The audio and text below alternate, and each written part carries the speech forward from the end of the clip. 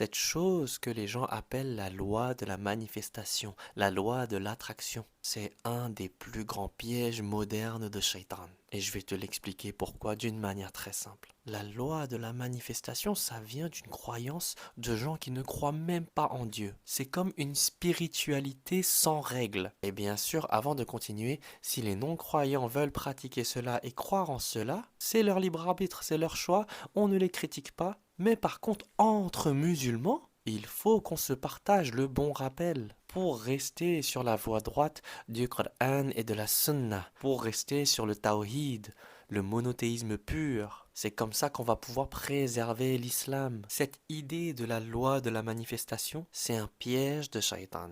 Parce que à l'époque, Shaitan faisait tomber les gens dans le shirk à travers l'adoration des statues, l'adoration des idoles et l'adoration des tombes. Mais aujourd'hui, Shaitan, il s'attaque à la jeunesse directement avec cette, comme je vous ai dit, nouvelle spiritualité sans règles qui mène à l'adoration de soi-même, l'adoration de notre propre ego. C'est une spiritualité où l'humain pense être son propre Dieu, pense être le créateur de sa réalité. Mais en vérité, seul Allah détient le pouvoir absolu. Le musulman, lorsqu'il veut quelque chose, il doit invoquer Allah, Azza wa Jal. Il doit faire dua, il doit faire des invocations à Allah. Ce n'est pas tes pensées ou tes émotions qui attirent automatiquement ce que tu veux. Non, c'est Allah qui décide de te donner ce qu'il veut te donner. Ce n'est pas l'univers qui a le pouvoir d'exaucer tes invocations, tes pensées, tes désirs. Seul Allah a le pouvoir de te donner ses bénédictions.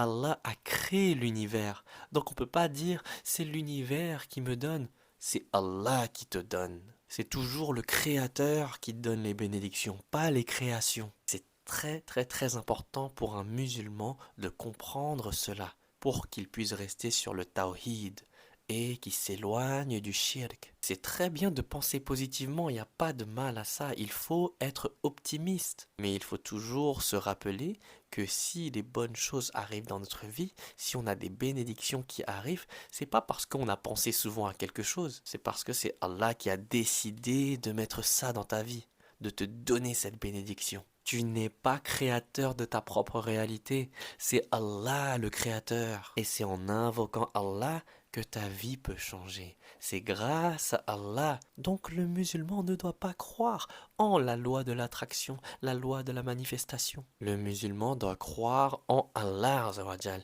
Il doit faire des invocations à Allah. C'est le fait de demander souvent à Allah